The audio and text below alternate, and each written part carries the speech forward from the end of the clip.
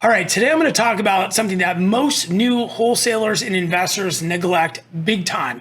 It's lending. And I know that's super boring. You don't want to hear about it, but here's what I want to tell you. If you're a new investor and you don't understand investing and where the money comes from, you will never, and I promise this, go from a wholesaler to somebody who is a buy and hold investor. And everybody that I talk to wants to wholesale deals and make some money and then turn into a long-term buy and hold investor. That progression will never happen if you don't understand how the money works. Okay, and so what I want to do in today's video is I want to explain to you how different lending institutions work and how you can protect yourself and ultimately close more deals. Why? Because if I'm a wholesaler, and you might be thinking this, well, I'm just going to get a contract and I'm going to send it to an investor. Well, if that investor can't get money for that purchase, your deal is dead, dude. So this person needs to have access to a good lender. And you, as a wholesaler who probably wants to eventually buy and hold or fix and flip or whatever you want to do, you need to know how the money works. So today I'm going to explain that to you. So a couple things. Couple links in the description. First one is going to be a link to my website. I have a free training for you if you want to learn how to do this business. Goes over all kinds of fun stuff. Second link in the description is going to be a link to my private Facebook page. It's awesome. There's a bunch of investors in there, a bunch of private money lenders in there. I'm in there just chopping it up with everybody. We do live trainings on Monday. It's a lot of fun. You're going to absolutely love it. Love to see you in there. Second, very last thing, please show your boy some support. Like and subscribe. Helps the algorithm. I love making these videos. I don't get paid for them. It would be really stinking awesome if you could just like and subscribe. If you have comments or questions, throw them in the description below. I answer almost every single one of them except the ones I can't understand because there's some weirdos or whatever. Anyways, that's it. I'm going to jump into it. Let's do it, guys.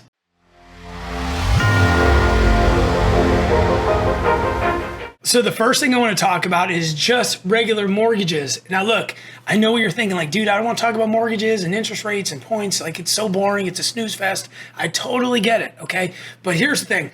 I want to educate you on this, okay? Because the more you know about how financing works, the better investor you're going to be. So check this out.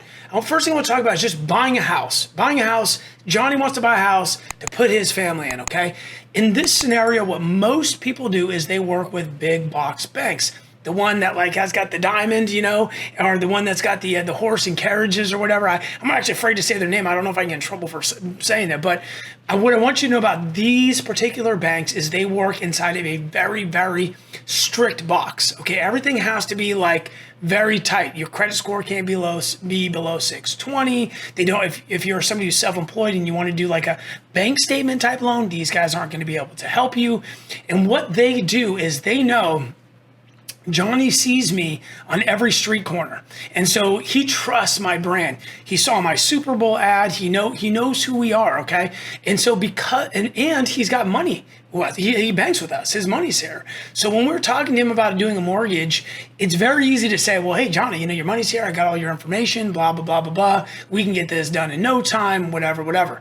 These banks count on that. They count on the brand recognition. And what they do is they take advantage of it. What I want you to do is take a second and just Google one of their names and the words mortgage fraud settlement behind it, okay? And I want you to see the billions of dollars that these people have had to settle for mortgage fraud, billions and billions and billions of dollars. And they're counting on you not knowing that. And I want you to know that, okay? So just know, and this is in a highly regulated industry. So just think about all the crap that they get away with.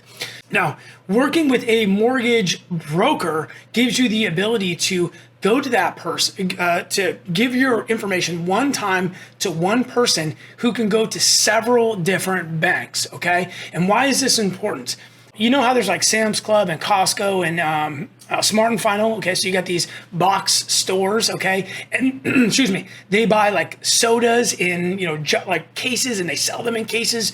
Because they're buying in volume and selling in volume, the savings gets passed on to the consumer. Although we have to figure out where we're going to put all this crap. That's my biggest problem going to Sam's Club. I love the prices, but I don't have anywhere to put half the crap. You know, 10 ketchup bottles that are giant. I don't know where to put them. My kids love ketchup, but my point is that when you are working with a mortgage broker, that person has the ability to go, well, what do the numbers look like over at Sam's Club? Well, what do they look like over at Smart and Final?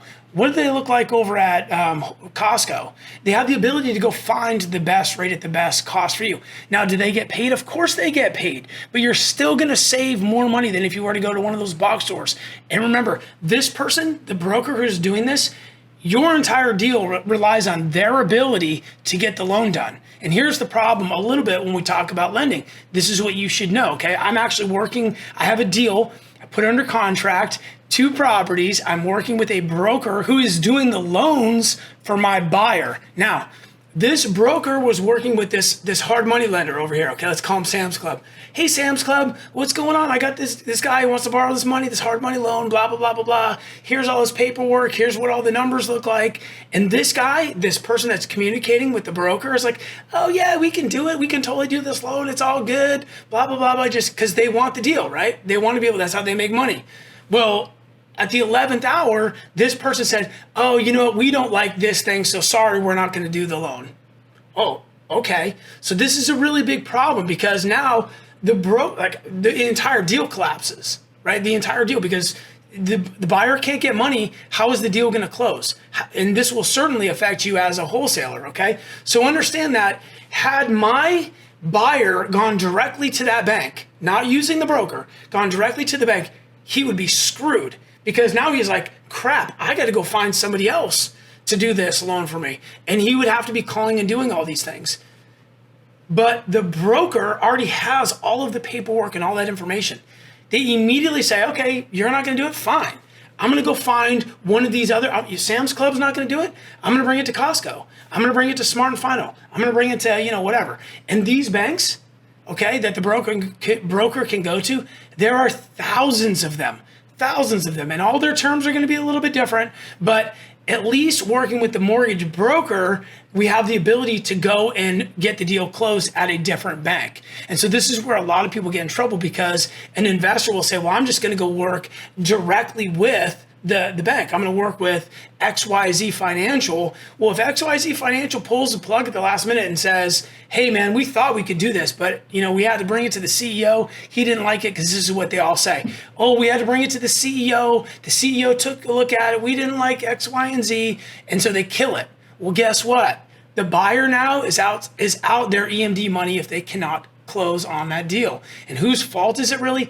Generally speaking, it's the bank's fault, because what the bank will do is they will overpromise and underdeliver. So if you have a middleman, a broker that can take that deal and bring it A, B, C, D to these different banks, this is how you win.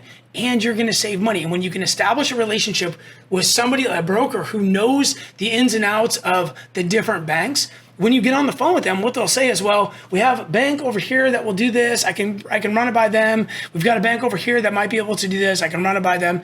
Because all the scenarios are going to be different. People's loan to value, their debt to income, all of these things are going to be constantly moving and changing. Excuse me.